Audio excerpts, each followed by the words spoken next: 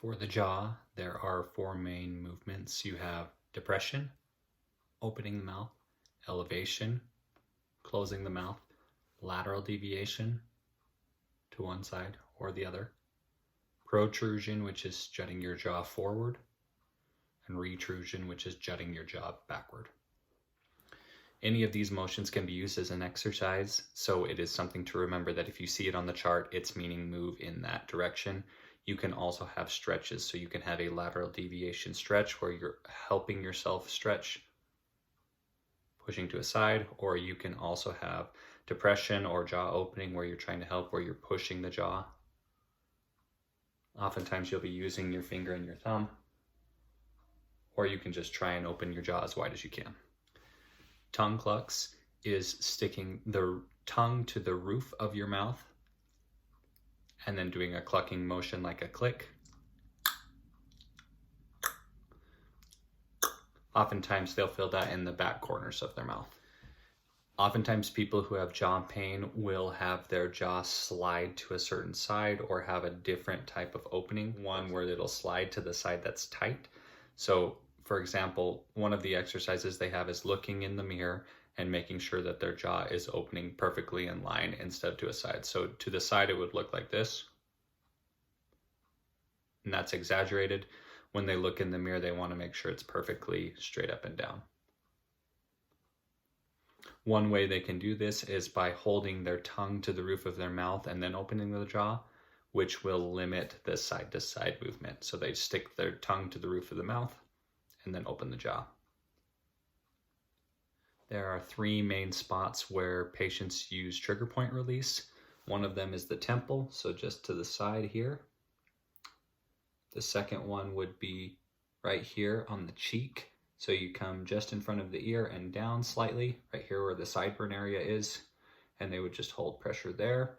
Often they can come at it from an angle in the front to get to it a little bit better. So you find the front of this muscle right here on the cheek and push back at an angle, and that will get the masseter.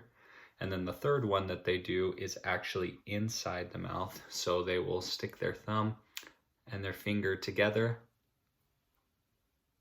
hooking themselves right in the back. That one is a little bit more tricky to see or to do, but they're trying to pinch it just on the outside of their gums and teeth on the back corner. So for training, this is a little weird, but for the up close and personal shot, if you're trying to get into that back lateral pterygoid muscle to massage, if I open my mouth here, right where my finger was pointing is about where they need to be pinching. So way in the back, right back in there, and they're pinching it between their two fingers. But often patients can have popsicle sticks that they're biting down on. They bite down and then wiggle their jaw back and forth side to side. They can also do this front and back as well. So bite down on something and then rock their jaw backward and forward. Just like for the shoulder, the jaw has isometric exercises more for strength or resistance. And you can, for depression, you could just put your hand right on the bottom of the jaw and resist opening, or have it open and push it up isometrically.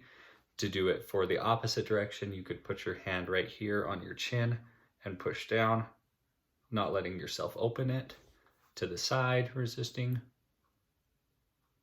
And then also protrusion and retrusion, which is forward and back. That's less common to have to get resistance just because it is a small movement. When patients are chewing food, if it is a joint issue and the physical therapist thinks it's in the joint, it often is less painful for them to chew on the side of the joint. However, if it's strictly muscular pain and they just get it from chewing something, crunchy, chewy, sometimes it's better to chew on the opposite side if it's a muscular injury. So ask the physical therapist if you have questions about that.